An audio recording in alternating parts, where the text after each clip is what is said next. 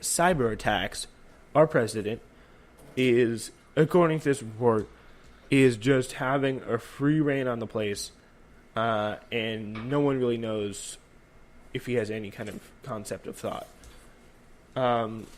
Yeah.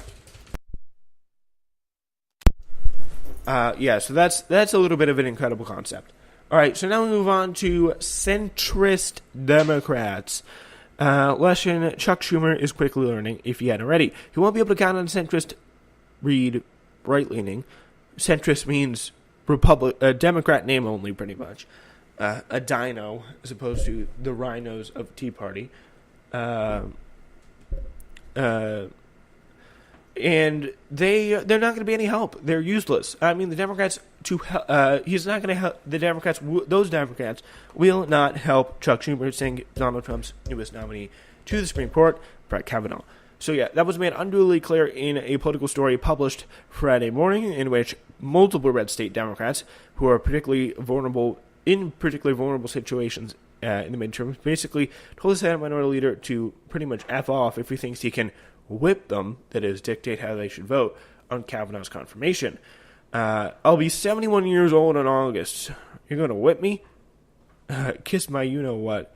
Why does it matter if you're going to be 71 years old? I mean, maybe that you're going to die soon and you won't have to experience the incredibly awful right-wing court that'll be in place for the next, 30 to 40 years. That's the only thing where I can say 71 years old is going to be important. So, he told Politico that. Manchin, along with Senators Heidi Heitkamp of North Dakota and Joe Donnelly of Indiana, all voted to confirm Supreme Court Justice Neil Gorsuch, Trump's first selection to the Supreme Court last year.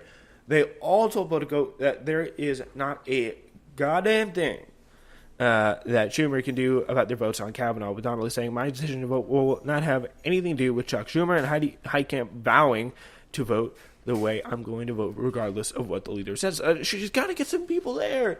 Someone has to go to their offices because they're not going to do anything for you. It's going to be ridiculous. It's not going to work. These people are not going. They're your enemies, and they should be treated just as Republicans. Right now, just take the Republican. It's like in the Senate, these three are essentially Republicans in this case. It is ridiculous, it's disturbing, and it's something that's going to sink us in the end. There's no doubt about that. So the rebellion in the ranks extends beyond the Gorsuch supporting senators. Senator Claire McCaskill of Missouri, who's facing a tough re-election race, told Politico that Chuck knows better than to try to influence the way she'll vote. What are you going to do? You're going to slap him?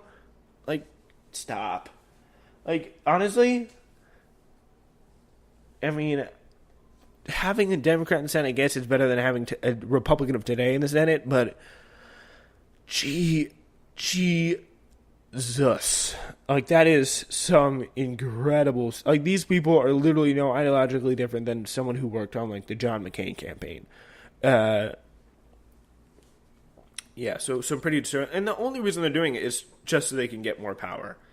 So they can because 71 years old is young for a senator. It's on the younger side, definitely. So he can't come to me and say, you're going to vote with us on this. He knows I'll tell him to take a flying leap. Senator swear words, I like it. I'm going to do what I think is right. It has nothing to do with the party. Just think about all the young people in your district. Do you want them to have abortions? Do you want them to have be able to unionize? She's from literally, where's she from? Missouri. That's a pretty middle class state.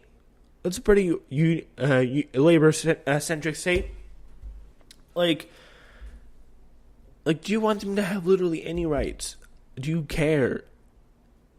No, you just care about getting in power and getting more money from your donors and pleasing your donors, so you can get more money from your donors. That's just the way it works. Anyway, so yeah, no one can really be counted on to do this simple, correct thing, which is fighting the confirmation tooth and nail, even if they don't have the votes to stop it. Schumer knows that he has a thin margin for error. He's dealing with this in Kavanaugh. He needs all 49 Senate Democrats to vote no, and also get one moderate Republican to break rank. We already knew that making concessions to Republicans, which are very politely made very politely but carry serious real-world implications for the people who aren't elected officials, is absolutely no assurance that they'll be responsible or do the right thing down the road. Yeah.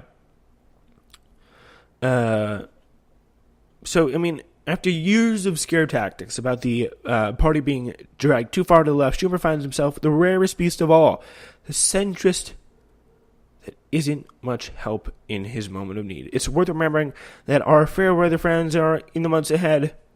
We find out who our fair weather friends are in the months ahead, and we finally get a chance to pick our political allies more wisely. And we can vote these people out. We can get some real Democrats in. And if you don't like the situation, find someone who will, in these districts, vote, or just be a normal Democrat in these districts. Like, be like Cory Booker. Like, Cory Booker's going to vote against this. It doesn't have to, like, an Alexandria Ocasio-Cortez perfect progressive. Just someone who will vote in that situation. Because, I mean, Democrats, like literally what these Democrats think is that, if we try to attack them, they're going to destroy this. We have no shot against fighting up against them. It's going to be impossible. We just can't do it. But what I'm going to say is, like, there's literally no reason, like, why you shouldn't be able to do this. Like, I just don't get it. So Kevin Nicholson, who's running in the Republican, so we just kind of changed stories there a little bit fast. We turn now to Kevin Nicholson, who is running as a Republican in Wisconsin U.S. Senate race, wrote an op-ed for Fox News website today to lament the terrible lack of civility being displayed by his BS parents for not letting him play Fortnite after 11 p.m. No. They're mad. They basically disowned him for turning into a awful, disgusting Republican. So here's the thing. My parents have turned my back on me, my wife, their grandchildren, and their extended family. Adding to this, they've decided to make the maximum contribution to my Democratic opponent in my campaign for U.S. Senate in Wisconsin. An intentional personal blow that made headlines across the country. It was deliberate and a true representation of a political philosophy that stands on the false platform of tolerance.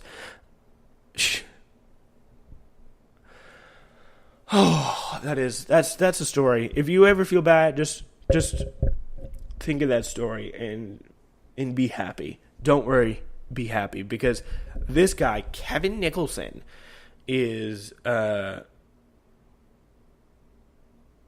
it's some crazy stuff. Like, this is it's quite a time. It's definitely quite a time we live on. So yeah, it wouldn't be funny if it were any other reason than this dumbass deciding to run for office under a party with avowed racists on the ballot, including one in his own state. He's running, where is he running? In Wisconsin. Yeah, like Paul Nealon, I think is who it is. Paul Nealon. So that's great. And on a platform of denying people health care and demagoguery on immigration. And the rest of the column is a stirring call from conservatives to reach out to those who are raised to believe in a Democratic Party and a liberal political philosophy that does nothing to make them more successful, with a shout out to the extremely suspect walkaway movement. If you decided to hashtag walk away or plan to, I encourage you to find strength in those who have already walked that path. And it's just so disgusting to listen to. President Ronald Reagan, President Donald Trump, Vice President Mike Pence. You think these people were all liberals before? I mean, Reagan and Trump possibly, but not Mike Pence. No, I'm sorry. But pretty much as this whole walkaway movement, if you ever hear that, it's BS is what that is. Because as the Washington Post noted earlier this month, the walkaway movement is the notion that scores of Democrats are fleeing to the party to follow Trump is political vaporware. Just not true. Nicholson is currently ahead of his biggest rival, Republican State Senator Lee Volkmir, by 5 points, according to the latest polling represented in Real Clear Politics. Those donations by Nicholson's cool-ass parents, Senator Tammy Baldwin, will probably end up looking like a drop in the bucket. However, Nicholson is currently funded by really now Republican mega donor Dick Uihlein, who is pouring millions in Republican primaries across the country, money that could also be used to take on Baldwin if Nicholson wins the primary. Baldwin is the incumbent. But Baldwin, hang on for dear life because we need you in there. All right. We're going to hang on. And by the way, Mr. and Mrs. Nicholson, you rock. Not Kevin, I'm talking about. Not Kevin and his wife. But his parents, they're the best. Anyway, now we turn to our sing-out story of the day.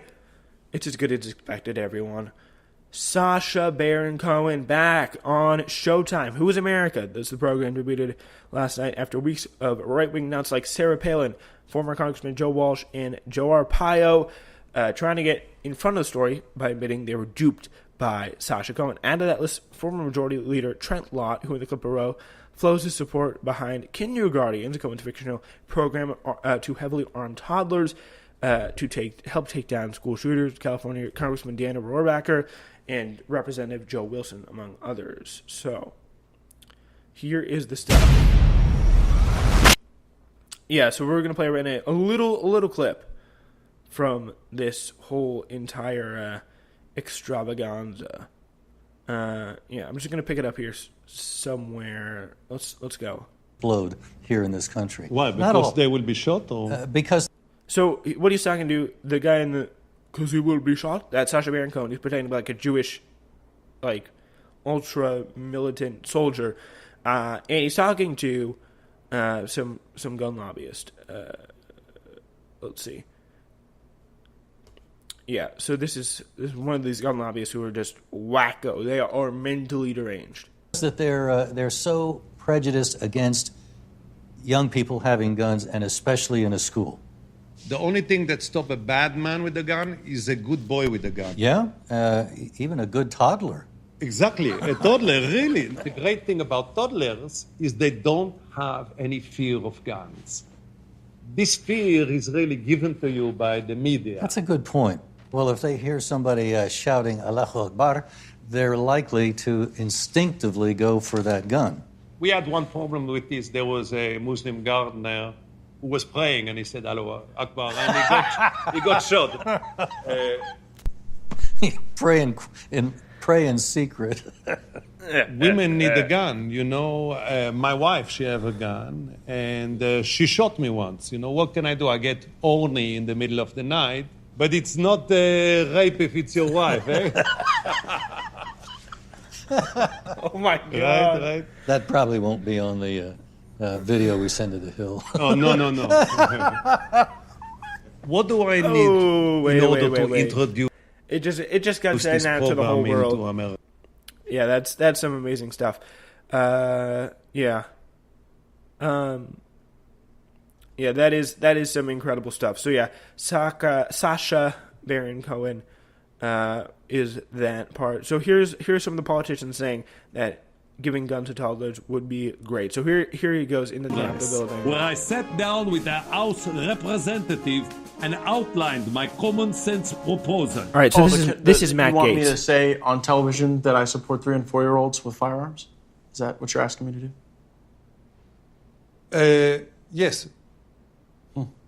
You can do. Typically, members of Congress don't just hear a story about a program and then indicate whether they support it or not. I support the kindergartens program. We in America would be wise. Trent Lott, former implement it, Senator, too. Majority Leader. It's something that we should think about in America, about putting guns in the hands of law-abiding citizens, good guys, whether they be teachers or whether they actually be talented children or highly trained preschoolers. Maybe having young people trained and understand how to defend themselves in their school might actually make us safer here. A 3-year-old cannot defend itself from an assault rifle by throwing Joe a Wilson. Hello Kitty pencil case at it.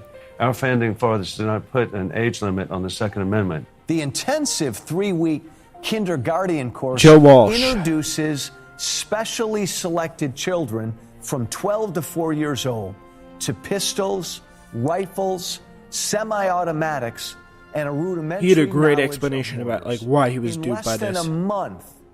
Less than a month, a first grader can become a first grenader. Toddlers are pure, This is the best uncorrupted by fake news or All right, this is homosexuality. the old guy. They don't worry if it's politically Larry correct to Pratt. shoot a mentally deranged gunman. They'll just do it. The science behind this Yeah. program.